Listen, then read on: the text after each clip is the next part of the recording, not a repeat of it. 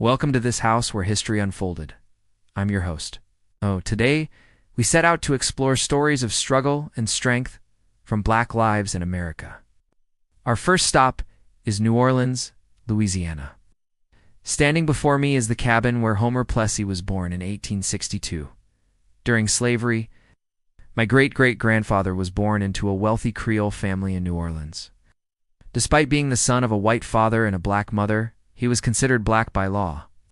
During slavery, the laws of Louisiana declared anyone of color, regardless of their degree of African ancestry, to be a person of color, which meant that people like my ancestor were enslaved. After slavery ended, these same laws continued to oppress former enslaved people and their descendants. This included Homer's own father, who was denied his freedom until he was over 70 years old. But even after he gained his freedom, he still faced discrimination. The stubbornness of these laws fueled the determination in Homer's heart to fight for equality. As an adult, he joined the newly formed Equal Rights Association, and in 1892 became one of the founding members of the National Association for the Advancement of Colored People, or an AACP. 5 years later, he was part of a group of activists planning a protest against segregated streetcars in New Orleans. The plan involved riding a streetcar that was separated for whites only. Homer was selected as the man to test the new law because he looked white. But while on the ride, a white police officer demanded that Homer move to the separate car. He refused. And when the officer touched him, Homer resisted, which resulted in him being arrested. This case went all the way to the Supreme Court. The unanimous decision was that racial segregation was indeed legal. This was the devastating outcome of the case. But it wasn't the end for Homer. He continued to fight for civil rights, becoming the executive secretary of the NAACP. It was a position he would hold for 34 years. Under his leadership, the organization grew from a small regional group to a national force fighting against racial prejudice through the courts. His work helped pave the way for future generations to come. Thank you for listening. To learn more about the NAACP, visit our website. To continue the conversation about Homer Plessy, follow us on social media and use the hashtag provided.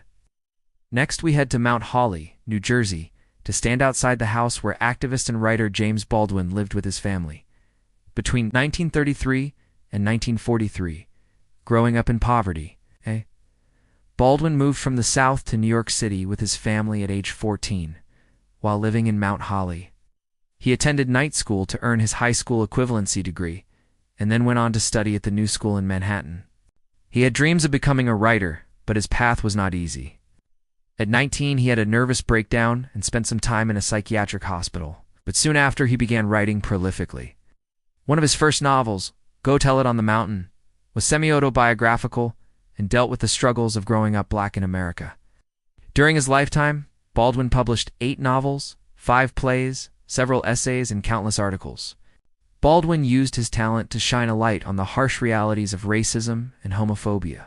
His powerful words challenged the status quo and left an enduring impact on American literature and culture. Sadly, Baldwin passed away in 1987, but his legacy continues to inspire writers and activists around the world. Thank you for listening. To learn more about James Baldwin, visit our website. To continue the conversation about James Baldwin, follow us on social media and use the hashtag provided. Now we travel to Atlanta, Georgia to explore the home of the Sweet Auburn Curb Market. This iconic building was once the center of black business and culture in Atlanta. But the road to its creation was long and difficult. In the early 1900s, Atlanta was undergoing rapid growth. The black Atlantans were excluded from many economic opportunities because of the color of their skin. This led to the development of Sweet Auburn, an area just east of downtown Atlanta. It became a hub for black entrepreneurship, housing shops, restaurants, and other businesses owned by black people. In 1919, a fire destroyed much of downtown Atlanta and forced many businesses to relocate. Many black business owners found themselves without a place to sell their goods, so they came together and created the Sweet Auburn Curb Market, named after the street on which it was located.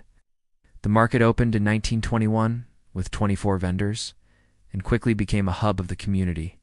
For decades, it thrived, providing jobs and economic opportunities for black Atlantans during a time when they were denied those things elsewhere. But in the 1970s, Market began to decline as shopping patterns changed and new shopping centers were built. By the late 1980s, the market was on the verge of closing. But the community fought back, launching a successful campaign to save it. In 1995, the market was placed on the National Register of Historic Places, and today, it continues to be a vital part of Atlanta's cultural landscape. Thank you for listening. To learn more about the Sweet Auburn Curb Market, visit our website. To continue the conversation about the Sweet Auburn Curb Market, follow us on social media and use the hashtag provided. To close our tour today, we head to Chicago, Illinois, to stand in front of the Deuceable Museum of African American History.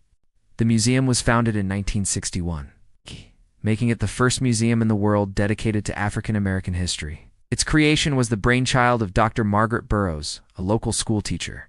She had a vision of a museum that would celebrate the achievements of Black Americans and challenge the narrative that they had no role in shaping the nation's history. But she soon realized that to make this dream a reality, she needed help. So she reached out to her friend Charles Sutton, who was a well-known figure in Chicago's Black arts scene. Together, they formed the nucleus of what would become the museum's board of directors. They set out to raise funds for the museum, but they faced an uphill battle. Many wealthy donors were hesitant to support a museum dedicated solely to Black history, believing that it would be divisive. But Burroughs and her colleagues were determined to succeed. They organized events and fundraisers, reaching out to individuals and organizations throughout the city.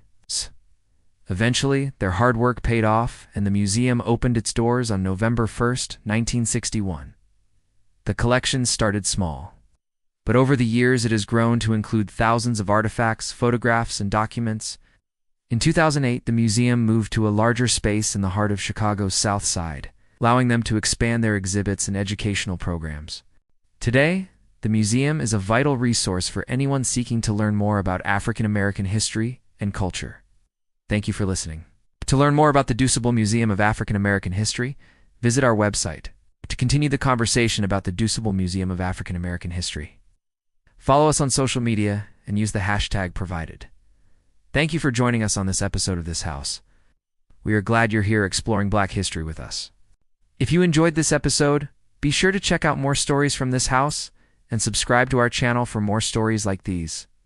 You can also leave us a comment below about your experience learning about these important historical figures and events. We value your feedback and look forward to bringing you more engaging content in the future.